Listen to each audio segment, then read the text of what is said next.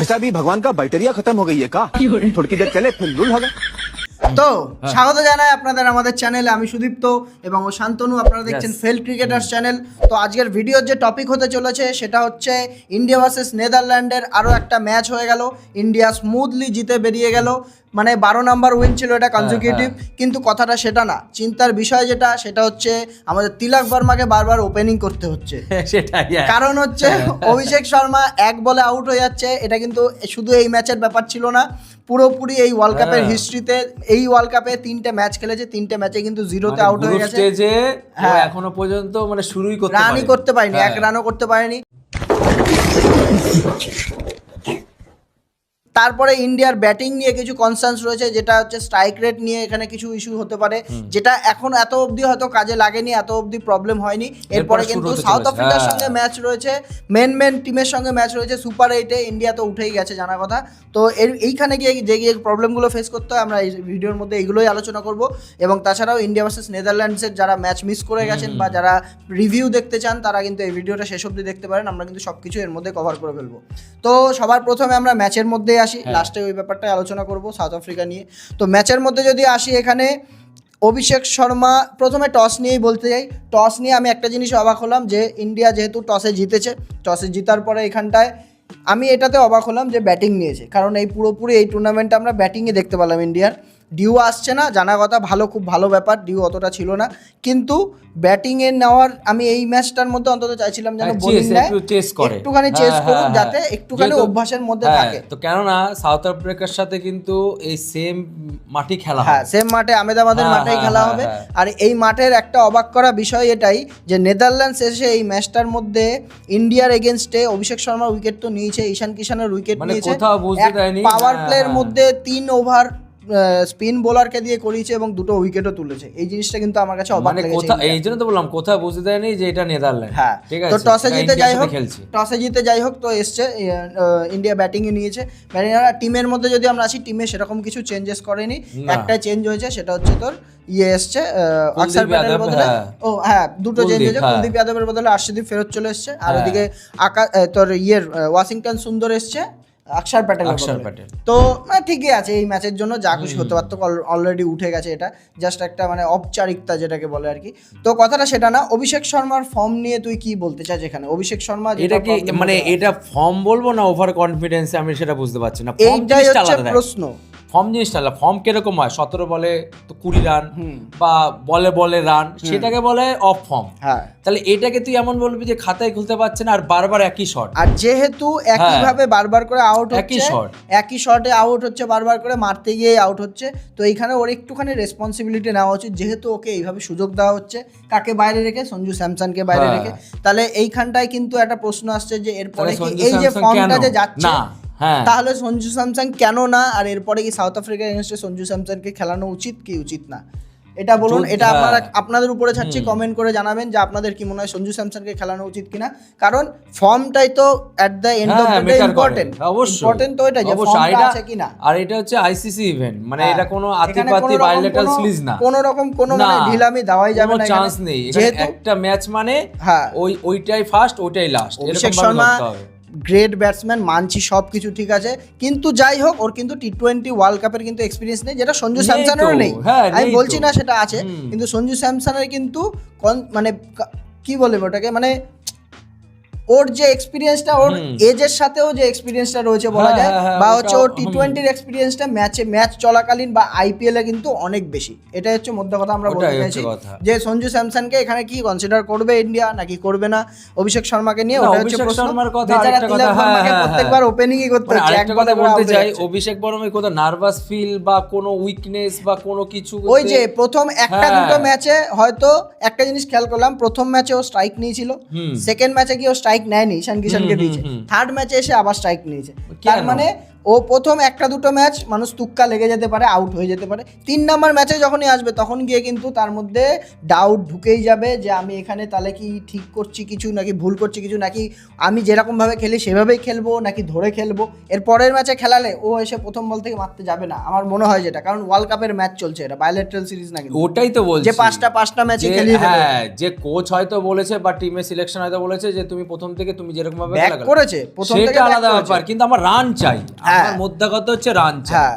তুমি কিভাবে খেলো না খেলো সেটা তুমি ভুলে যাও, এটা আইসিসি ইভেন্ট ভাই, ওটাই কথা। আইসিসি তে এরপরে সুপার এইটের ওটাই তো, আসছে, কোনো তারপর চান্স নেই। সেমিফাইনাল আসছে, প্রথম ম্যাচ যদি বিগড়ে যায় ইন্ডিয়া, সেখান থেকে কিন্তু কামব্যাক করা কিন্তু মুশকিল। কেন না বলছি, ওয়েস্ট ইন্ডিজ কিন্তু একদম মানে ভাই, সাউথ আফ্রিকা সবার আগে, ওয়েস্ট ইন্ডিজ তো অনেক আমি পরে সেটাই তো বলছি যে সাউথ আফ্রিকার সাথে কোনো যদি মানে এধার উধার হয়ে যায়, হ্যাঁ ওয়েস্ট ইন্ডিজ অত সহজে ছাড়বে না, আমি সেটাই তো বলছি। জিম্বাবুয়ের কথা আমি বাদই দিলাম, তো এটা তো আছে। বেচারা ঈশান কিষান মানে আনফরচুনেট আউট হয়েছে একখানা, যে বল পিছনে লেগে ব্যাটে লেগে বা পায়ে লেগে চলে গেছে উইকেট। আর কোনো ব্যাটিং লাইন আপ নিয়ে আমি মনে হচ্ছে না যেখানে কোনো ডাউট আছে।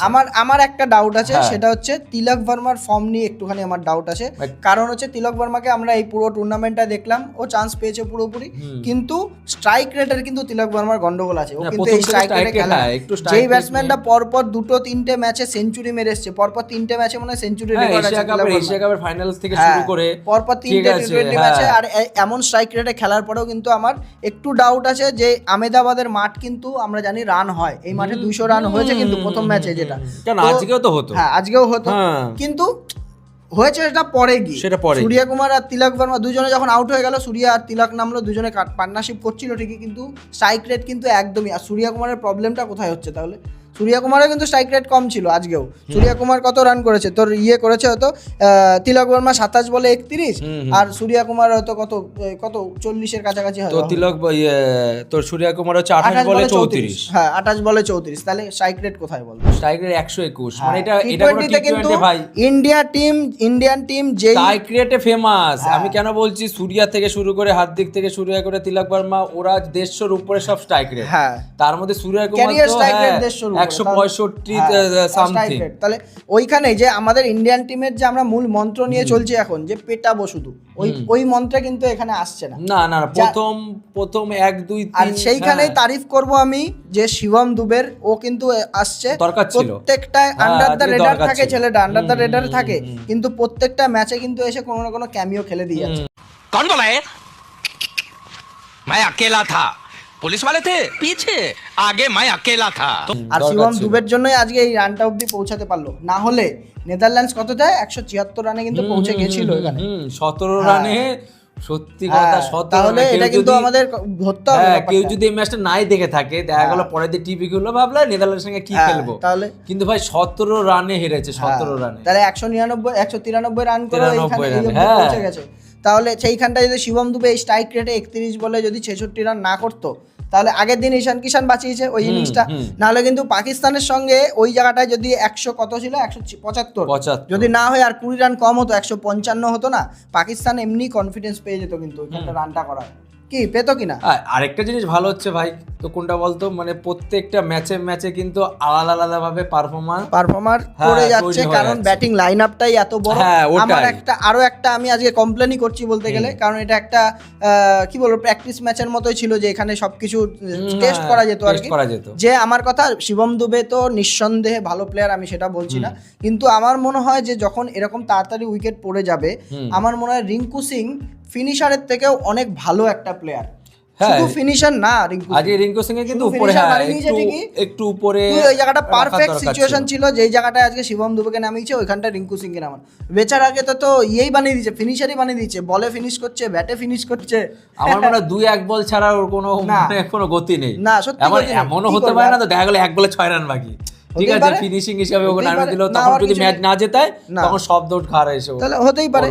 আর হচ্ছে তোর ওইদিকে হার্দিক পান্ডিয়া খুব সুন্দর একটা ক্যামিও খেলে গেছে ওই শিবম দুবের সঙ্গে পার্টনারশিপ, কিন্তু আমি হার্দিক পান্ডিয়াকে আজকে ক্লুলেস দেখছিলাম, ও মারতে যাইছে কিন্তু মারতে পারছিল না, কিন্তু নাহলে রানটা 200 হয়েই যায়, সত্যি 200 হয়ে যায়।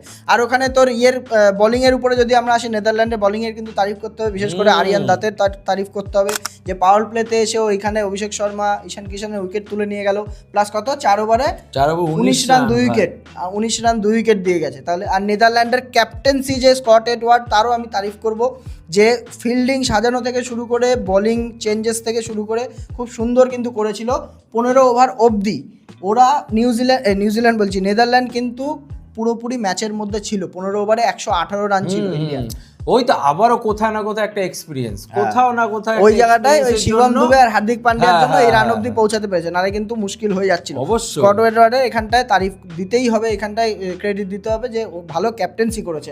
আর ওইদিকে ভ্যান্ডে মারবার তো তারিফ করতেই হবে, যে ক্যাচটা আজকে ধরলো, আহা 41 বছরের একটা যুবকই বলবো আমি, এইভাবে যে ডাইভ মেরে ফুল স্টেজ ডাইভ মেরে কোনো ম্যাটার করে না, দেখছিস? তুই ভাব তাহলে কি সুন্দর ক্যাচটা ধরলো তিলক বর্মার। আমরা তো ভাবে শুধু ইন্ডিয়ারই ফিটনেস আছে, আর ফিল্ডিং সবই ভালো হয়েছে, কিন্তু দুটো ক্যাচ ক্রুশাল টাইমে মিস করেছে। তিলক বর্মার একটা স্ট্যাম্পিং মিস হয়েছে, আর সূর্যকুমার যাদবের ইজি একদম লোপা ক্যাচ মিস হয়েছে একটা। না ওরা কিন্তু খুশি না, ডাগ আউটে যারা বসেছিল কোচ থেকে আরম্ভ করে এই বছরের ওয়ার্ল্ড কাপটাই তো এরকম গেছে না। প্রত্যেকটা নেপাল, যেমন নেপালের আমি দেখছিলাম যে নেপাল বলছে যে নেপাল না সবাই বলছে ইতালি থেকে শুরু করে যে খেলাটা দেখিয়ে গেছে যে কোনো ফুল মেম্বার নেশন এবার নেপালের সঙ্গে ওরা যোগ্য হয়ে গেছে এটার, যে ফুল মেম্বার নেশন ওদের সঙ্গে বায়োলেটারাল সিরিজ খেলা উচিত।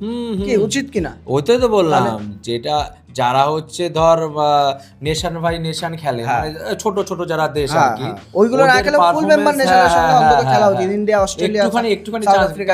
এখন জিম্বাবুর যে ক্রিকেট এখন শুরু হয়ে গেছে, ওদের যা ওয়ারা চলছে, সেই হিসাবে কিন্তু ভাই নেপাল, ইটালি বল, তারপরে এদিকে নেদারল্যান্ড বল, তারপরে তোর হচ্ছে ইউএসএ দুটো ম্যাচ জিতেছে কিন্তু, ঠিক আছে? তাহলে এই সব নেশনের সঙ্গে আমার মনে হয় ইন্ডিয়াকে একটু সহযোগিতা করে, ইন্ডিয়া না খেলুক, মানে কোনো দেখা গেল বাংলাদেশ, দেখা গেল নেদারল্যান্ডস, আফগানিস্তান, সব সময় তো মানুষ আর এ টিম পাঠায় না। না ওটাই তো বলছি, সব সময় তো এ টিম পাঠায় না একদম। তাহলে অনেক সময় বি টিমও পাঠায়, সেরকম অন্তত দিয়ে ওদের একটা নেপালের আমি বলছি। জিম্বাবুয়ের সঙ্গে কিন্তু সারা বছর একটা সিরিজ কিন্তু থাকে, সেটা টি20 হোক আর ওডিআই। জিম্বাবুয়ে যে প্রমাণ করেছে নিজেদের, ওটাই জিম্বাবুয়ে একটা টাইমে ভাই ডমিনেট করতে ওয়ার্ল্ড ক্রিকেটে, তাহলে সেই সময় তো সাধ্য না করলে ভাই সুপার 8 ওঠে। তারপরে তোর এটা তো হলোই ম্যাচের। আর তারপরে যখন বোলিং আসলো ইন্ডিয়ার, এই বছর আমি একটা জিনিস সবথেকে অবাক হচ্ছি, ইন্ডিয়ার 8 নাম্বার অব্দি ব্যাটসম্যান রয়েছে অক্ষর প্যাটেল অব্দি, কিন্তু সবাই ইন্ডিয়ার ব্যাটিং নিয়ে হাইপ করছে সব, কিন্তু এই বছর কিন্তু বোলিং এ ইন্ডিয়াকে জেতাচ্ছে। সে বরুণ চক্রবর্তী হোক, তোর জসপ্রীত বুমরা হোক, হর্ষদীপ সিং হোক, হার্দিক পান্ডিয়া হোক, ভালো বল করছে এই বছর। তাহলে দুটো অস্ত্র ভাই, ইন্ডিয়া সাকসেসতম অস্ত্র, এক হচ্ছে বুমরা, এক না বরুণ চক্রবর্তী ভাই। এই দুটো উইকেট পড়ছে না, যেমন ওদেরই উইকেট পড়ছিল না প্রথমে, হচ্ছে কথা কিচ্ছু না, বরুণ চক্রবর্তীকে দেখো উইকেট, তারপর তো আজকে হ্যাটট্রিকেও ছিল, হ্যাটট্রিকে প্রতি ম্যাচে মনে হ্যাটট্রিকে থাকে। আর একমাত্র ইউএস এর ম্যাচটা বাদ দিয়ে, প্রথম ম্যাচটা বাদ দিয়ে বরুণ চক্রবর্তী কিন্তু এখনো কমপ্লিট করেনি ওভারে একদিনও। তাহলে সেখানে তোর ইয়েকে বল করে দিচ্ছে, তিলক বর্মাকে, রিঙ্কু সিংকে, শিবম দুবেকে, তোর আজকে আবার ইয়েকে অভিষেক শর্মাকে বল করে দিয়ে কনফিডেন্স দেওয়ার জন্য, এটা বুঝতে পারলাম আমি। তো ওখানে ইন্ডিয়ার বোলিং এর যদি আমরা আসি, তো বরুণ চক্রবর্তী তো একদম ব্রেক থ্রু কিং হয়ে গেছে। জসপ্রীত বুমরা আর কিছু বলার নেই, জসপ্রীত বুমরা আর মোটামুটি একটা মানে খুব সুন্দরভাবে একটা বোলিং সেটআপ তৈরি হয়েছে, যেটা যে অনেকগুলো বোলার আছে, আমাদের পার্ট টাইম বোলারও আছে, নিয়ে কিছু না কিছু করে দেবে, মানে যা এক্সপেরিমেন্টাল করার করে দিয়েছে, ঠিক আছে? গ্রুপ স্টেজ একদম বাম্পার গেছে, সে ঠিক আছে। নেদারল্যান্ডস একটু মানে 176 রান করেছে, একটু কনফিডেন্স পেয়েছে, অবশ্য ছোট টিম হিসাবে আমরা সেটাই চাই, ঠিক আছে? একটু কনফিডেন্স করেছেও। তুই লাস্টের ওভারটা, যেটা শিবম দুবের ওভারটা, লাস্টের ওভারটা তো জসপ্রীত বুমরা তিনখানা ক্যাচ উঠেছে, তার মধ্যে 3 নম্বরে গিয়ে ক্যাচ আমি অতদূর বাজে দিলাম। জসপ্রীত বুমরা, হর্ষদীপ সিং যদি আসতো ওখানে 2-3 রানের 4 রানের বেশি, সে ঠিক আছে, ওরা কনফিডেন্স, ঠিক আছে। ম্যাচের মধ্যে এই ম্যাচে তো কিছু ছিল না, আমরা এই ম্যাচটা থেকে কি নিয়ে যেতে পারি পরের ম্যাচের জন্য, যেমন এই বোলিং কোডটাই, যেমন এই বোলিং ডিপার্টমেন্টটাই টেস্ট হবে আগামী দিনে সাউথ আফ্রিকার সাথে। অবশ্যই ওটাই করে এইভাবে তিলক বর্মাকে বলে আনতে পারবে না, কিন্তু বরুণ চক্রবর্তী একটা বোলার, আমি মনে করি সবথেকে ক্রুশাল রোল প্লে করবে সাউথ আফ্রিকার ম্যাচের সময় বা সুপার 8 এর যে কোনো ম্যাচের সময়, প্রথম ম্যাচ থেকে শুরু হবে আর কি। তো সাউথ আফ্রিকার ম্যাচে তো 22 তারিখে সাউথ আফ্রিকার ম্যাচ জানি, নেদারল্যান্ডের ম্যাচে আর কিছু ছিল না, সাউথ আফ্রিকার ম্যাচ নিয়ে আমরা একটু আলোচনা করি। তার আগে আরেকটা কথা বলি, 2023-এর ওয়ার্ল্ড কাপ যেটা আমরা হেরেছিলাম ফাইনালে, তারপর থেকে কিন্তু আনবিটেন রয়েছে 17টা, সেখানে হচ্ছে অস্ট্রেলিয়া কিন্তু 15টা ছিল, 17টা অবধি ভাই আমরা জিতে রয়েছি। আর যদি 4টে ট্রফি মানে 4টে আইসিসি ইভেন্ট যদি বলা হয় 2023, 24, 25 আর যে 26 এখনো চলছে, আমরা 28টা জিতে রয়েছি, 28টা। 29টা শুধু একটাই হার। আমার কথা হচ্ছে ওইটাই যে রে সব তো জিতে থাকি আমরা, ওই একটা যদি ফাইনালে গিয়ে হেরে যাই, ওটাই তো 2023 ওই 23টাকে কিন্তু ভাই সত্যি কোনোদিনও ভুলবো না। 19 নভেম্বর মরার দিন অবধি আমি ভুলবো না কোনোদিন। মানে যেখানে 10টা ম্যাচ আনবিটেন ছিল সেখানে ওই একটা ম্যাচ, ঠিক আছে, এর জন্য জয়সাহ বলেছে ভাই আমরা সবাই দিল জিতেছি কিন্তু কাপ জিতেনি, তারপরে দিয়েছে তার আবার 24 পেয়েছে, 24 পেয়েছে, 26 পাচ্ছি, কিন্তু 26-এ যেই টিম আমরা হয়তো ফাইনালের দিন কি করব আমরা জানি না, কতটা এক্সাইটমেন্ট নিয়ে আমরা ভিডিও করব জানি না, কিন্তু তার আগেই বলে দিচ্ছি যদি হেরে যায় যে কোনো, কেন খেলাতে হার জিত আছে না অবশ্যই, তাহলে আমরা শুধু না 140 থেকে 45 আর কোটি টি20 ওয়ার্ল্ড কাপের না এত ইমপ্যাক্ট পড়বে না, আমি জানি এটা ওডিআই ওয়ার্ল্ড কাপের একটা ইমপ্যাক্ট যা, আর টি20 ওয়ার্ল্ড কাপে হ্যাঁ এটাই বলছি, মানে কতটা এক্সাইটমেন্ট আমরা নিয়ে আসতে পারবো কিনা ওইটা একটা সন্দেহ। আর যদি জিতে যাই তাহলে ভাঙচুর হয়ে যাবে, তিনখানা রেকর্ড তো ভেঙে যাবে, তাহলে ভাঙচুর হবে, মানে ওই রেকর্ড তো হবেই, আমরা কিছু ভাঙচুর ভাঙচুর। তো যাই হোক, সাউথ আফ্রিকার ম্যাচের উপরে যদি আমরা আসি, ইন্ডিয়ার সাউথ আফ্রিকার ভালো সব থেকে আমি মনে করি ক্রুশাল ম্যাচ হতে চলেছে ইন্ডিয়ার জন্য এবং টি20 ওয়ার্ল্ড কাপেরও, কারণ হচ্ছে দুখানা টিমই একদম টপ কোরের টিম। সব থেকে বড় কথা কুইন্টন ডিকক ভার্সেস ইন্ডিয়া, এইটা হতে চলেছে। কিন্তু কুইন্টন ডিকক যদি রান না পায়, আমি প্রেডিকশন করে দিলাম কুইন্টন ডিকক রান পাবে ইন্ডিয়ার এগেনস্টে, পাবেই।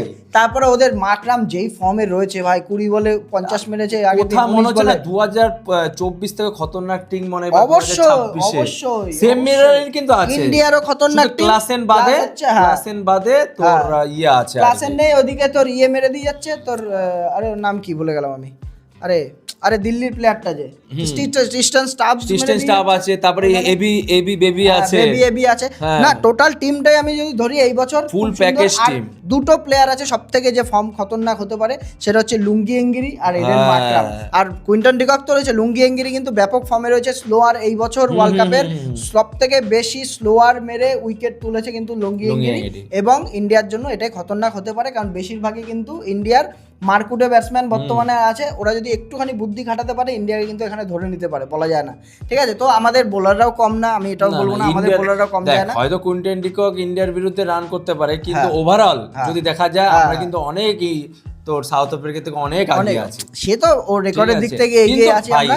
এমন না, এটা আইসিসি ইভেন্ট ভাই, এখানে ভাই শুধু কাজ করবে ভাই ওই সময়ের ফর্ম, মানে ওই দিনের ফর্ম, না সেটা যদি সব সময় সব ঠিকঠাক থাকে তাহলে আমরা অবশ্যই প্রথম ম্যাচে ভাই কামাল তো করতে চলেছি, ঠিক আছে, সেটা খুব শিগগিরই, সেটা 22 তারিখে আমরা দেখে নেব, সেটা ইয়ের মাঠে, যাই হোক আহমেদাবাদের মাঠে। তো যাই হোক আজকের ভিডিও এইটুকুই রাখছি, আপনাদের রিভিউ কেমন লাগলো জানাবেন, কমেন্ট করে জানান এবং ভিডিও লাইক করবেন। আর আমরা লাইভ নিয়ে আসছি বল, আর ম্যাচের দিনও লাইভ আসবে অবশ্যই, 22 তারিখে রাত্রেবেলা লাইভ আসবে, আমরা তার নোটিফিকেশন দিয়ে দেব, ঠিক আছে, আর ওর জন্য নোটিফিকেশন বেলটা একবার দাবিয়ে দেন যাতে আমরা নোটিফিকেশন পেয়ে যাই, অবশ্যই, ওটাই ব্যাপার। তো আজকের মতো এইটুকু রাখছি, ভালো থাকবেন, সুস্থ থাকবেন, দেখা হচ্ছে আজকে ধাসু ভিডিও নিয়ে, গুড বাই।